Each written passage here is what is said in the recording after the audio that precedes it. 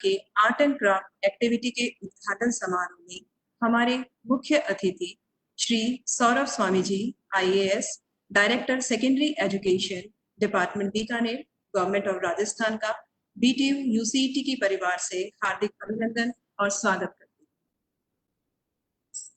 आपके द्वारा देश हित में किए गए कार्य ही आपके परिचय के लिए पर्याप्त है, किंतु औपचारिकता के तौर पर मैं आपका परिचय देना चाहती हूँ। सर, आपने अपनी प्रारंभिक शिक्षा भिवानी जिले के दादरी कस्बे के APJ विद्यालय से प्राप्त की तथा भारतीय विद्यापीठ विश्वविद्यालय से BTech में स्नातक डिग्री प्राप्त की। इसके पश्चात आपने रक्षा मंत्रालय की बेंगलोर स्थित भारत इलेक्ट्रॉनिक्स में सीनियर डिजाइन इंजीनियर के पद पर कार्य किया। आप प्रारंभ से ही एक प्रतिभावान छात्र रहे हैं, अतः आपकी शिक्षा का सफर यहीं तक नहीं रुका, बल्कि आपके मन में देश के प्रति कुछ करने की भावना तथा पिता की प्रेरणा ने आपको UPSC IAS परीक्षा में प्रथम प्रयास में 148वां स्थान दिलवाया। इसके पश्चात आपने विभिन्न पदों पर रहकर देश की सेवा की। आप assistant collector, executive magistrate Pali में के assistant secretary, ministry of women and child development, government of India, New Delhi में काम कर चुके हैं। Sub divisional officer, Peepal Khunt, Pratapgarh में आप काम कर चुके हैं। Sub divisional officer and sub divisional magistrate Sri Ganganagar में आपने सेवा दी है। चीफ एग्जीक्यूटिव ऑफिसर जिला परिषद श्री गंगानगर में भी आप सेवा दे चुके हैं और वर्तमान समय में आप director secondary education department Bikaner के पद पर कार्यरत हैं। सर, आपकी जीवनी हमारे एवं विद्यार्थियों के लिए प्रेरणा का स्रोत है। आपकी एक बेटी एक पेड़ की मुहिम भी आपके देश के प्रति जज्बे के साथ साथ प्रकृति के जुड़ाव के बारे में भी बताती है। एक बार मैं फिर आपका आभार प्रकट करती हूँ कि आज आपने अपने बिजी शेड्यूल से समय निकालकर BTU UCET परिवार का हिस्सा बनना स्वीकार। धन्यवाद sir. Thank you so much. Sir, BTU की स्थापना 2017 में हुई थी। इसमें 40 से ज्यादा कॉलेज एफिलिएटेड हैं। यहाँ BTech, BArch, B design, MTech, MBA, MCA और PhD आदि के कोर्स कराए जाते हैं। माननीय कुलपति महोदय के अथक प्रयासों से बीकानेर टेक्निकल यूनिवर्सिटी ने कम समय में देश में अपनी एक पहचान बनाई है। सर, महाविद्यालय का परिवार शैक्षणिक, अशैक्षणिक और विद्यार्थियों से मिलकर पूरा होता है, लेकिन कोरोना महामारी के चलते विद्यार्थी परिसर में उपस्थित नहीं है। अतः माननीय कुलपति महोदय के मार्गदर्शन में सोशल रेस्पॉन्सिबिलिटी सेल द्वारा ऑनलाइन नेशनल कार्निवाल का आयोजन किया जा रहा है। इसकी अवधि 1 महीना है। इसका मुख्य उद्देश्य विद्यार्थियों में छुपी प्रतिभा को बाहर निकालना है तथा महामारी की नकारात्मकता से ध्यान हटाकर आत्मविश्वास जगाना है। अतः मैं respected doctor YL Singh sir, प्राचार्य एवं निर्देशक एकेडमिक अफेयर को कार्यक्रम के विषय के बारे में जानकारी देने के लिए आमंत्रित करती हूँ। धन्यवाद मैडम। आज के कार्यक्रम के मुख्य अतिथि श्रीमान Saurabh Swami ji, director secondary education Rajasthan विश्वविद्यालय के माननीय कुलपति प्रोफेसर HD चारण साहब, कार्यक्रम की आयोजक डॉक्टर ममता स्वामी, संचालक डॉक्टर अनु शर्मा, सभी ऑनलाइन जुड़े हुए विश्वविद्यालय महाविद्यालय के सभी शिक्षक, अधिकारी, कर्मचारी और प्यारे विद्यार्थियों, सर्वप्रथम मैं श्रीमान सौरभ स्वामी जी का महाविद्यालय और विश्वविद्यालय परिवार की ओर से हार्दिक स्वागत करता हूं। श्रीमान, जैसा कि आज हम सब लोग जानते हैं, पूरा विश्व कोविड-19 वैश्विक महामारी के दौर से गुजर रहा है आज हर व्यक्ति परेशान है और अपने भविष्य को लेकर असमंजस में है। विश्वविद्यालय और महाविद्यालय के सभी छात्र पिछले 3-4 माह से अपने अपने घरों पर हैं। बिना किसी उद्देश्य के यदि व्यक्ति इस प्रकार घरों पर रहे तो कुछ समय पश्चात तनावग्रस्त होना आरंभ हो जाता है। बीकानेर तकनीकी विश्वविद्यालय ने आज इस महामारी के दौर को एक अवसर के रूप में लिया है। हमारा देश आत्मनिर्भरता, डिजिटलीकरण एवं सामाजिक दायित्व जैसे अनेक क्षेत्रों में तेजी से आगे बढ़ रहा है। इसी कड़ी में विश्वविद्यालय एवं महाविद्यालय ने एक सामाजिक दायित्व सेल का गठन किया गया है, जिसका मुख्य उद्देश्य जॉय ऑफ गिविंग अर्थात देने में सुख का अनुभव करवाना है। हम सब जानते हैं कि हम में से प्रत्येक व्यक्ति विश्व स्तर पर बदलाव लाने में सक्षम है। इसी कड़ी में सामाजिक दायित्व सेल विद्यार्थियों को उनके सामाजिक दायित्वों के बारे में आगाह करने के साथ साथ उनको सामाजिक कार्य करने के लिए भी प्रेरित करता है। यह सेल विद्यार्थियों को उनके परिवार के साथ, फिर आगे उनके समाज के साथ, फिर आगे उन्हें देश के साथ, फिर पूरे विश्व के संदर्भ में और अंत में प्रकृति से जुड़कर उनका जीवन कितना अच्छा और उद्देश्यपूर्ण हो सकता है, यह सारी चीजें इस सह अस्तित्व के संबंध को विभिन्न कार्यक्रम के द्वारा विद्यार्थियों को अनुभव कराने में ये सेल सहायता करती है। श्रीमान, इसी कड़ी में सामाजिक दायित्व सेल द्वारा एक राष्ट्रीय ई कार्निवल का आयोजन 25 जून से 3 जुलाई तक किया जा रहा है। यह लगभग 40 दिन का ऑनलाइन डिजिटल प्लेटफॉर्म है, जिसमें सभी विद्यार्थी, जिसमें कि माध्यमिक शिक्षा से लेकर ग्रेजुएट एवं पोस्ट ग्रेजुएट स्तर के छात्र छात्राएं दोनों अपने हुनर और प्रतिभा का प्रदर्शन कर सकते हैं। इसमें विद्यार्थी लगभग 20 प्रकार की विभिन्न गतिविधियों में ऑनलाइन अपने फोटो या वीडियो भेजकर ही भाग ले सकते हैं। इस कार्निवल में मुख्यतः कला व संस्कृति, क्राफ्ट, सामाजिक दायित्व, विज्ञान, साहित्य की, परिवार मूल्य व संबंध इत्यादि क्षेत्रों में विद्यार्थियों के लिए प्रतियोगिताएं आयोजित की जाएंगी। इन प्रतियोगिताओं को महाविद्यालय की टीम द्वारा इस प्रकार डिजाइन किया गया है कि विद्यार्थियों को मनोरंजन के साथ साथ उनको उनके सामाजिक दायित्व के बारे में भी पता चल सके, उन्हें पारिवारिक संबंध, समाज के संबंध और उनके दायित्व के बारे में अनुभूति हो सके। ऐसा इस ई कार्निवल का मुख्य उद्देश्य है। कार्निवल में आयोजित होने वाली जो मुख्य गतिविधियां हैं वो इस प्रकार हैं। पहली गतिविधि है सोशल एक्टिविटी, सामाजिक गतिविधियां। इसमें पार्टिसिपेंट्स को किसी भी अपनी सोशल एक्टिविटी या सोशल अवेयरनेस या एनवायरमेंटल प्रोटेक्शन से संबंधित अपना वीडियो शेयर करना होता है।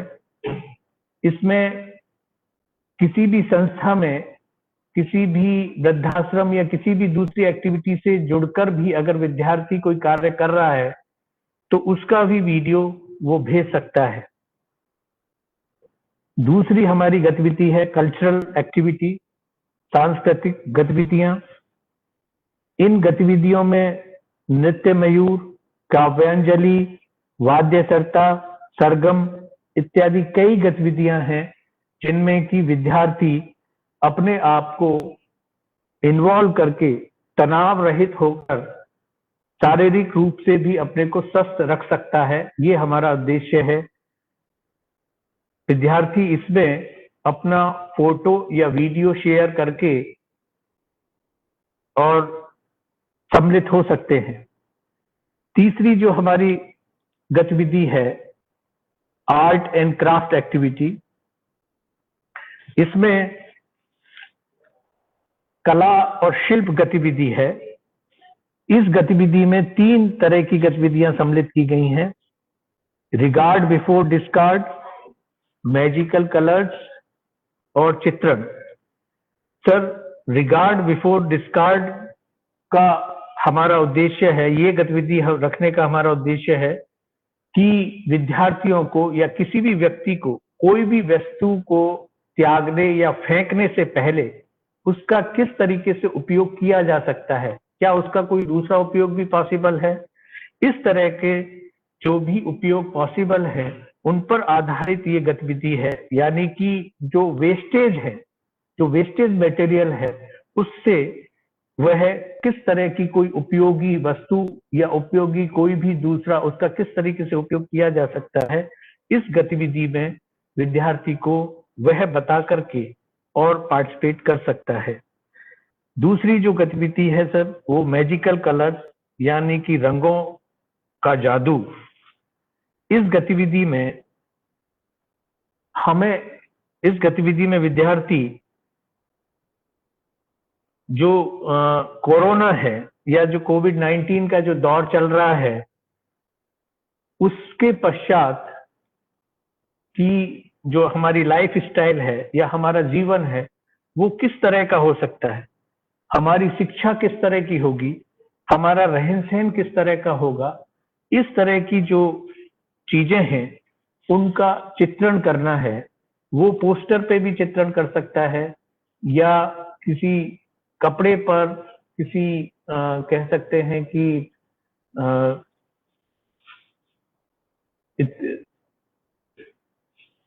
कपड़े पर भी चित्रण करके भेज सकता है। तीसरी हमारी जो गतिविधि है वो है रिलेशनशिप वैल्यूज बेस्ड एक्टिविटीज, यानी कि जो हमारा पारिवारिक जो संबंध है उनकी महत्ता पर आधारित है। इस गतिविधि में हमने 3 तरह की गतिविधियां सम्मिलित की हैं। पहली है ग्रैंड पेरेंट्स लव, दूसरी है यादें और तीसरी है स्वर्णपल। ग्रैंड पेरेंट्स लव के लिए विद्यार्थी अपने परिवार में अपने ग्रैंड पेरेंट्स के साथ या अपने जो भी सीनियर लोग हैं, बुजुर्ग लोग हैं, उनके साथ कोई भी एक्टिविटी उसका वीडियो या फोटो शेयर कर सकते हैं। एक्टिविटी में स्पोर्ट्स भी हो सकता है या उनके साथ कहीं मॉर्निंग वॉक है, इवनिंग वॉक है या कोई भी किसी भी तरह की जो एक्टिविटी है वो शेयर कर सकता है।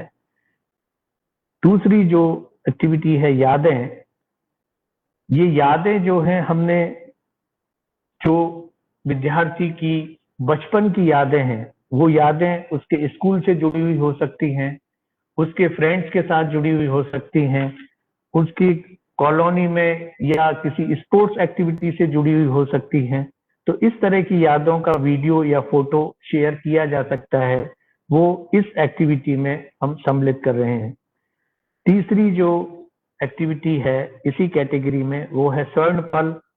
स्वर्णपल का मतलब है, जैसा कि हम सब लोग जानते हैं, आज सब लोग इतना बिजी रहते हैं कि परिवार के लिए समय निकालना मुश्किल होता है।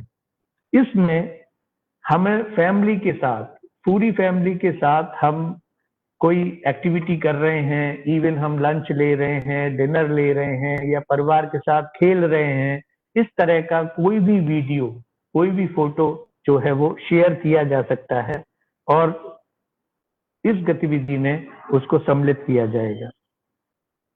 नेक्स्ट जो गतिविधि है वो है फन विद साइंस, यानी कि विज्ञान का आनंद। इस विज्ञान के आनंद में 3 तरह की गतिविधियों को शामिल किया गया है, विज्ञान दर्शन, प्रयोगशाला और तरकीब।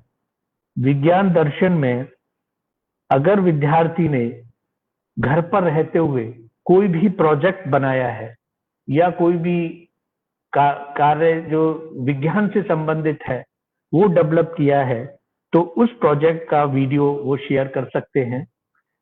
प्रयोगशाला में विद्यार्थी कोई एक्सपेरिमेंट कर रहा है या कोई भी विज्ञान आधारित गतिविधि वो कर रहा है तो उसको सम्मिलित किया जा सकता है। तीसरी जो एक्टिविटी है तरकीब, इसमें तरकीब में विद्यार्थी 3-4 महीने से घर पर है, कोई विशेष कार्य में सम्मिलित नहीं है, इस दौरान यदि उसको कोई नवाचार या नवोन्मेष से संबंधित कोई आइडिया आया है या उसने कोई इस तरह का कार्य किया है तो उसको सम्मिलित किया जा सकता है। नेक्स्ट जो गतिविधि है वो साहित्यिक जगत से जुड़ी हुई है, लिटरेरी एक्टिविटी। इसमें हमने पहली जो एक्टिविटी है उसमें क्विज रखा हुआ है और दूसरी जो एक्टिविटी है उसमें ऐसे राइटिंग रखा हुआ है। क्विज और ऐसे राइटिंग जो है वो मेनली जैसे आजकल सबसे मेन जो हमारा जो डिस्कशन रहता है वो है कि शरीर की इम्यूनिटी को किस तरीके से बढ़ाया जाए या रोग प्रतिरोधक क्षमता को किस तरीके से बढ़ाया जाए, इससे संबंधित प्रश्न जो हैं वो पूछे जाएंगे। साथ ही एनवायरनमेंट से रिलेटेड, कोरोना से रिलेटेड इस तरह के प्रश्नों को इस क्विज में सम्मिलित किया गया है और विद्यार्थी इसमें पार्टिसिपेट कर सकते हैं। दूसरी जो एक्टिविटी है इसी लिटरेरी एक्टिविटी में वो है ऐसे राइटिंग, यानी कि विद्यार्थियों को हमने कोरोना के साथ साथ या कोरोना के पश्चात शिक्षा का क्या स्वरूप रहेगा इस पर उनके विचारों को आमंत्रित किया है। इस पे वो एक ऐसे लिख सकते हैं या कोई भी राइटअप लिख करके सम्मिलित कर सकते हैं और उनको इसमें सम्मिलित किया जाएगा। एक और एक्टिविटी है जो कि कुकिंग से रिलेटेड है, जिसको पाक कला नाम दिया गया है। इस पाक कला में विद्यार्थी जो है वो शरीर की रोग प्रतिरोधक क्षमता बढ़ाने के लिए किस तरह की चीजों को खाने में शामिल किया जा सकता है या किस तरह का लंच हो सकता है, किस तरह का डिनर हो सकता है, किस तरह का नाश्ता किया जा सकता है जिससे कि शरीर की रोग प्रतिरोधक क्षमता बढ़े और हम कोरोना से लड़ने में सहायक हो सकें। इस तरह की चीजों का वीडियो बनाकर जो प्रतिभागी हैं वो इस एक्टिविटी में सम्मिलित हो सकते हैं। श्रीमान जी को मैं बताना चाहूंगा कि विद्यार्थियों को आकर्षित करने के लिए विश्वविद्यालय ने इन एक्टिविटीज के लिए कैश प्राइजेस भी रखे हैं।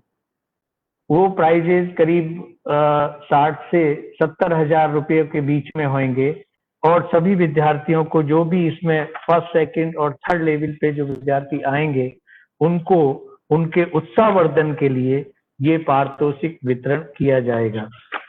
तो ये सारी चीजें हमने इस कार्निवल में विद्यार्थियों को समय का सदुपयोग कर सकें, विद्यार्थियों को तनाव से बाहर आ सकें और कुछ कंस्ट्रक्टिव कर सकें, इसलिए ये एक पहल की है। मुझे लगता है कि सभी विद्यार्थियों इसमें उत्साह से इसमें पार्टिसिपेट करेंगे और आपके आज हमारे इस कार्यक्रम से जुड़ने से भी विद्यार्थियों को प्रोत्साहन मिलेगा। धन्यवाद सर। डॉक्टर अनु शर्मा मैडम। धन्यवाद सर, आपने कार्यक्रम की रूपरेखा को बहुत ही अच्छी तरह से प्रस्तुत किया है। आशा है हमसे जुड़े विद्यार्थी भी इसको अच्छे से समझ पाए। धन्यवाद सर। अब मैं आज की कड़ी को आगे बढ़ाते हुए आज के कार्यक्रम के मुख्य अतिथि श्री सौरभ स्वामी जी, IAS निर्देशक माध्यमिक शिक्षा निर्देशालय बीकानेर राजस्थान को आमंत्रित करना चाहूंगी कि वे अपने विचार प्रस्तुत करें। Thank you so much Anu madam. Thank you. Thank you Charan ji कि आपने मुझे इस प्लेटफॉर्म पे इनवाइट किया। जो आप इस कार्निवल के थ्रू जो आप अचीव करना चाह रहे हैं वो वाकई में नोबल भी है, साथ ही साथ ज़रूरी भी है आज के ज़माने में। आपने जिस प्रकार से मुझे एक्सप्लेन किया, जिस प्रकार से बताया, तो वो एक जो आपके अंदर जो एक ज़ील थी, वो यह बताती है कि वाकई के अंदर चाइल्ड के जो ओवरऑल डेवलपमेंट है, उसके अंदर को करिकुलर एक्टिविटीज़ का जो इम्पोर्टेंस है वो आप उनमें देखना चाहते हैं। साथ ही साथ जो सामाजिक रिस्पॉन्सिबिलिटी जो कि उस चाइल्ड को लेनी है और जिसके आधार पे उन्हें आगे बढ़ना है, वो भी उनके अंदर किस प्रकार से हम डाल सकें, मोरल एजुकेशन की जिस प्रकार से बात हुई, तो ये काफ़ी ज़रूरी है आज के समय पे और हमारे द्वारा ही किया जाना है। तो इसके लिए आपने जो एक पहल की है उसके लिए आपको बहुत बहुत बधाई। इस चीज को सबसे पहले तो ये इतना अच्छा प्रोग्राम है और इतनी अच्छी चीज है, इस चीज के लिए मैं भी अपनी तरफ से ऑर्डर निकाल के पूरे राजस्थान के अंदर अपने जो माध्यमिक के बच्चे हैं उनको मैं भी इनवाइट करूंगा कि वो आपके इस प्रोग्राम के अंदर एंट्रीज भेजें, क्योंकि मैं देख पा रहा हूँ कि आपने स्कूल के बच्चों को भी इसके अंदर अलाउ किया है, तो that is a good thing for us also. तो मैं इसका पूरा प्रचार प्रसार तो करूंगा, that is the one thing. Secondly, जो प्रोग्राम्स हैं उनके बारे में मैं ये भी बताना चाहूँगा कि इस प्रकार के प्रोग्राम जो हैं हमारा जो शिक्षा विभाग है वो भी करवाता है। अभी हमने जस्ट थोड़े दिन पहले ही एक पर टीचर एक बुक वो पढ़े और पढ़ के उसकी समरी को वो भेजे और उन समरीज का कलेक्शन करके हम लगभग मेरे पास 6-6.5 लाख के करीब टीचर्स अलोन हैं, तो हमारे पास इतनी सारी किताबों की एक समरी क्रिएट हो जाएगी, तो उसके अंदर भी काफ़ी अच्छा रिस्पॉन्स रहा। तो इस टाइप से हम अलग अलग प्रोग्राम बच्चों से भी टीचर से भी, वन महोत्सव चलता है एनवायरनमेंट के लिए, हर स्कूल के अंदर हमारे इको क्लब्स हैं, इसी प्रकार से अलग अलग चीज़ें हैं जो कि हम करवाते रहते हैं। लेकिन क्योंकि मैंने बीटेक किया है और मैं कॉलेज में भी पढ़ा हूँ और क्योंकि आपके कॉलेज में भी बीटेक है, तो मैं जानता हूँ कि जो क्लब्स हैं जो कि कॉलेज में होने चाहिए उनका क्या महत्व होता है और वो बच्चे की लाइफ को कितना ज़्यादा इम्पैक्ट करते हैं। सबसे बड़ी चीज़ जो क्लब्स करते हैं वो ये करते हैं कि एक रिस्पॉन्सिबिलिटी बच्चे के अंदर पैदा होती है लीडर बनने की, क्योंकि क्लब्स को मैनेज भी वही करते हैं, चलाते भी वही हैं, एक्टिविटीज भी वही कराते हैं। तो इस समय पे क्योंकि वो कहीं ना कहीं मिसिंग है, तो लेकिन हम उस चीज को छोड़ नहीं रहे हैं और बच्चों को खाली टाइम के अंदर जो किसी भी प्रकार के मेंटल प्रॉब्लम्स आ सकते हैं या फिर किसी और प्रकार की चीजें आ सकती हैं, उनको उनका ध्यान वहां से हटा के और इस चीज में लाने के लिए जो आपका प्रयास है वो बहुत ही अच्छा है और उस चीज की तरफ मेरा और मेरा पूरा शिक्षा विभाग जो आपका साथ देगा और यही आशा करते हैं कि हमारी तरफ से जो एंट्रीज आएंगी और सारे जो आपके प्राइजेज हैं वो हम ही लेके जाएंगे। इस प्रकार का हमारा पूरा प्रयास रहेगा। अंत में मेरे को बुलाने के लिए, आई होप कि पार्टिसिपेंट्स तो शायद 12 ही हैं इसके अंदर, तो मे बी ओनली जो हमारे टीचर्स हैं वो ही जुड़े हुए हैं। तो मैं केवल इतना ही कहना चाहूँगा कि हमें जो ज़रूरत है वो इस जो हमारा ये प्रचार प्रसार करने की ज़रूरत है इस चीज़ को, क्योंकि ये एक दिन या 2 दिन का प्रोग्राम ना हो के ये पूरे 1 महीने का प्रोग्राम है, तो we can do that very easily. ठीक है, मेरे माध्यम से, आपके माध्यम से इसका प्रचार प्रसार करके इसको आगे बढ़ाएं और इसको एक मुहिम की तरह पूरे राजस्थान के अंदर फैलाएं, ताकि एक जो आपका जो मैसेज है बेसिकली, चाहे वो रिगार्ड बिफोर डिस्कार्ड हो, चाहे वो रिलेशनशिप वैल्यू बेस्ड एक्टिविटीज जो आप कराना चाह रहे हैं, तो जो अंडरलाइन मैसेज है वो बच्चों तक और हर एक घर तक पहुंच सके, ये एक बहुत ही अच्छी मुहिम है, इसको हम आगे बढ़ाएंगे। Thank you so much. धन्यवाद सर। सर, आपने एक बात कही कि यह कार्यक्रम बच्चों तक भी पहुंचना चाहिए। यह प्रोग्राम हमारे बीकानेर टेक्निकल यूनिवर्सिटी के एफबी पेज पर लाइव चल रहा है, तो हमारे सभी स्टूडेंट्स जितने भी और उनके जितने भी रिलेटिव्स हैं पूरे राष्ट्रीय स्तर पर इसको वहां देखा जा रहा है। वेबएक्स मीटिंग में हमने केवल पैनलिस्ट को ही जोड़ा है ताकि इसके अंदर कोई नॉइज की प्रॉब्लम ना आए। सर, आपने इको क्लब का जो महत्व बताया है, ये प्लानिंग भी यहाँ चल रही है और ये जो प्रोग्राम है हमारा, ये स्टूडेंट ही कोऑर्डिनेट कर रहे हैं, हम उनको गाइड कर रहे हैं। हमने स्टूडेंट की कमेटी बनाई है और उस कमेटी के द्वारा ही ये जितने भी अलग अलग एक्टिविटीज हैं उन सभी का आगे जो भी आयोजन है वो ही कर रहे हैं। इसकी किस तरह से इसको आगे बढ़ना है, किस तरह से इसके नियम है, ये बच्चे ही हमारे इसकी जानकारी प्रतिभागियों को दे रहे हैं। और सर धन्यवाद, हम इको क्लब वाला पॉइंट आगे ध्यान रखेंगे और अपनी यूनिवर्सिटी में इसको बनाने की कोशिश करेंगे। आपके शुभ वचनों के लिए बहुत बहुत धन्यवाद सर। सर, इसी कड़ी में मैं अब हमारे इस कार्यक्रम के अध्यक्ष माननीय प्रोफेसर एच.डी. चारण जी, कुलपति बीटीयू बीकानेर को बुलाना चाहूंगी। उनके मार्गदर्शन में ही हम ये कार्यक्रम कर रहे हैं, तो उनसे मैं कहना चाहूंगी कि वो हमारा मार्गदर्शन करें। Thank you madam. आज के कार्यक्रम में हमारे मुख्य अतिथि आदरणीय सौरभ स्वामी जी, IAS निदेशक माध्यमिक शिक्षा बोर्ड राजस्थान सरकार। मैं इस कार्यक्रम में उनका विशेष स्वागत करता हूं और आज के भाषण के बाद उन्होंने हमारे साथ एक और नया अफेक्शन जोड़ा कि वो इंजीनियर है। इस नाते हमको बहुत खुशी हुई कि हम ऐसे व्यक्ति से बात कर रहे हैं जो हमारे सारे सिस्टम से वाकिफ है। इस नाते हमारा संबंध और मजबूत बनता है। हमारे डायरेक्टर YN सिंह जी, अनु मैडम, ममता और उनकी सारी टीम, और इस कार्यक्रम में ऑनलाइन जुड़े सभी प्रतिभागी, उनके दोस्त, जानकार और BTU परिवार के सभी का मैं एक बार स्वागत करता हूं। मैं समझता हूं कि हमारे हिंदुस्तान के लोगों की ये आदत है कि विपरीत परिस्थितियों में बहुत ज्यादा अच्छा करते हैं और शायद आपदा को अवसर में बदलने की उनकी जो ये तारीफ करनी चाहिए, हमेशा ऐसा किया है।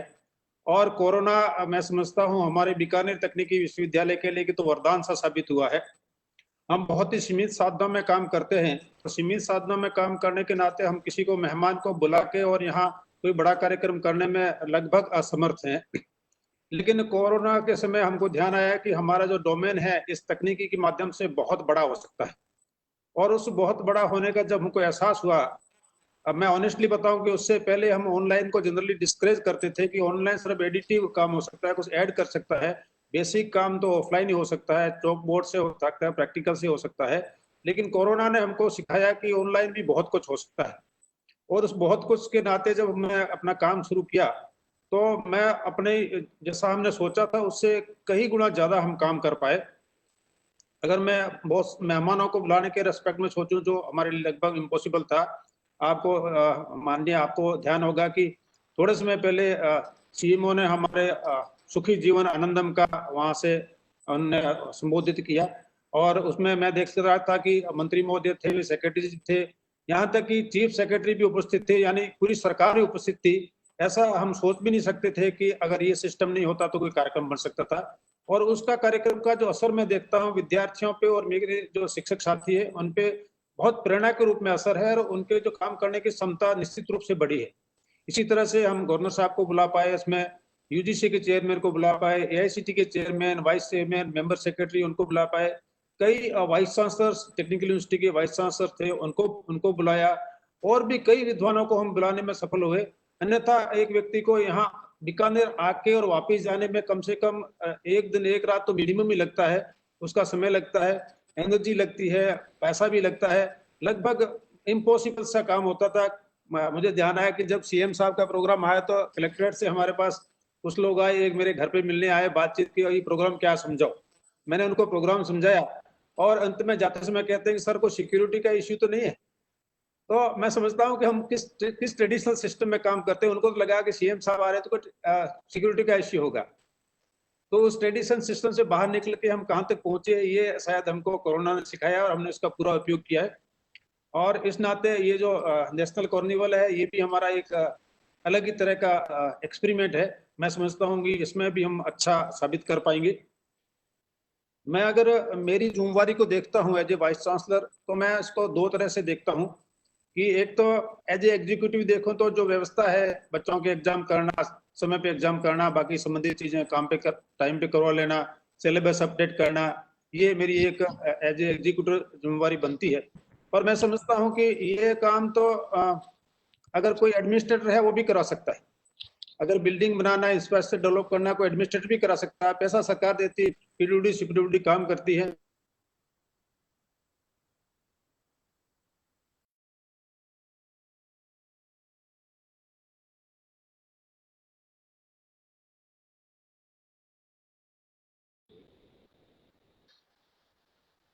अभिषेक सर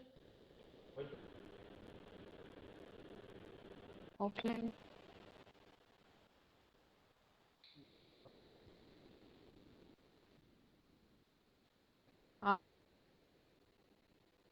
आप में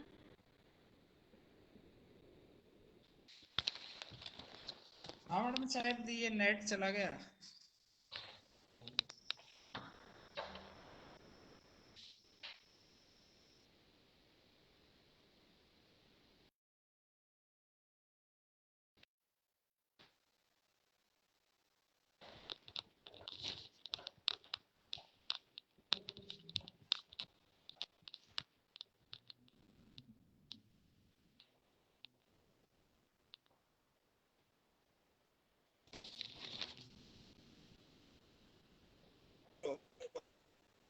हाँ सर, आवाज आ रही है।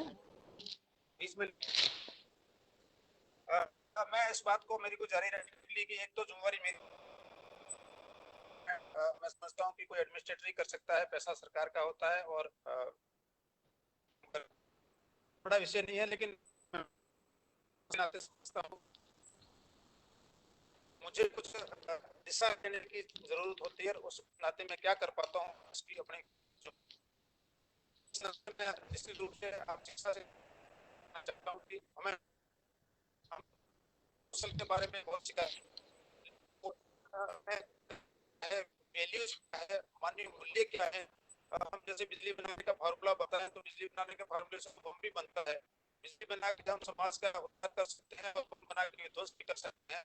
ये तो उसके उपयोग करने वाले की वैल्यू पर डिपेंड करता है कोई क्या काम करता है। इसलिए हमको लगा कि शिक्षा के साथ साथ